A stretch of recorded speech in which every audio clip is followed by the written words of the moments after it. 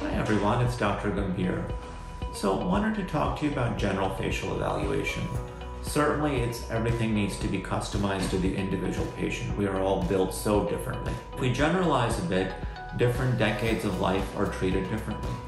In our 20s, pretty much none of us are showing any signs of aging, but sometimes we just want to enhance certain areas. Oftentimes lips, cheeks, chin can be enhanced by the use of filler. If there are some beginning lines in the forehead, Botox can be started to be used for prevention there. As we look toward our 30s, some of us are starting to see the early signs of volume loss. Sometimes the lines are getting a little bit deeper in the upper face from repetitive use. So Botox use becomes more common. Fillers can be the start of volume replacement if we start to see the cheeks coming down a little bit, the folds or the lips going down a little bit. But everything used in moderation basically to keep the face looking natural. By our mid-30s, we're transitioning into that conversation that we really want to add collagen to the face. And it's not something we add, but it's actually something we stimulate. So procedures like thermage start to become invaluable in that conversation in the mid-30s and beyond. And the lack of collagen as it continues just accelerates the aging through time. So slowing it down and rebuilding that collagen at least once a year really helps to slow down the aging as well. So for the 30s, Botox and fillers are the mainstay, with conversations about thermage and collagen building becoming prominent. And depending on the amount of sun damage and sun exposure, peels can start to become more relevant as well.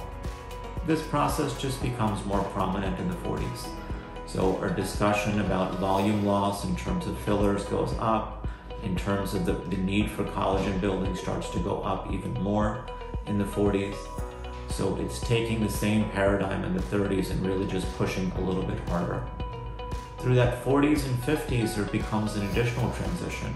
And that is we start to see some laxity in the superficial skin. It's not just about volume loss underneath. And that's where sometimes we start to look at thread lifts to help lift the outer skin.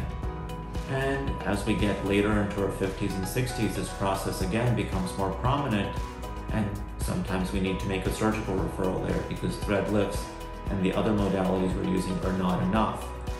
Everything is done in concert with each other. It's like being in a kitchen, we're cooking something, cooking a recipe. There are multiple ingredients. These ingredients in our world include Botox, fillers, thermage, thread lifts, and surgical procedures. We don't want to rely too much on any one ingredient because that's going to ruin the recipe. So finding that right balance for you is our job to do, and that's why we have consultations. But certainly, generally, we can divide up the face by decades and give a little bit generalized feedback on what would be important for that stage of life. Happy to talk to you and hope to see you in the office soon. Thanks.